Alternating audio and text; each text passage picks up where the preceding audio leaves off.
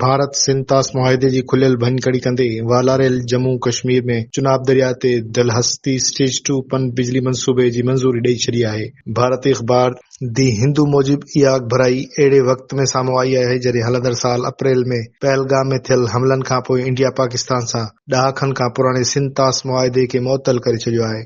Hydro electric projects बाबति माहिरनि जी committee हलंदड़ महीने जी शुरूआत में मुनक़िद पंहिंजे 45 इजलास जे दौरान इन मंसूबे जी मंज़ूरी ॾिनी।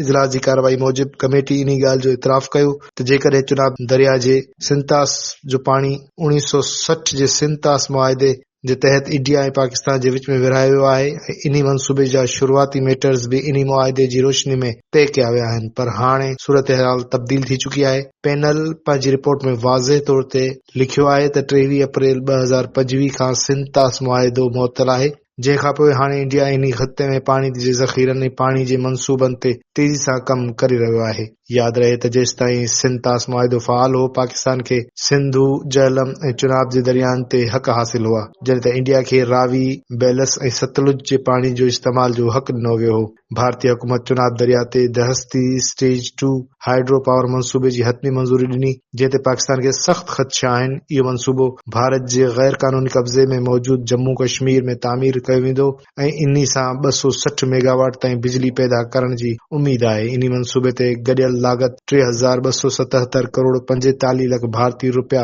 ख़र्च ईंदी। इन ते अमली कम ईंदड़ साल जी शुरूआत में शुरू करण जो इम्कान आहे। इन मंसूबे खे भारत जी सरकारी कमेटी ऐं HPC लिमिटेड तैयार कंदी।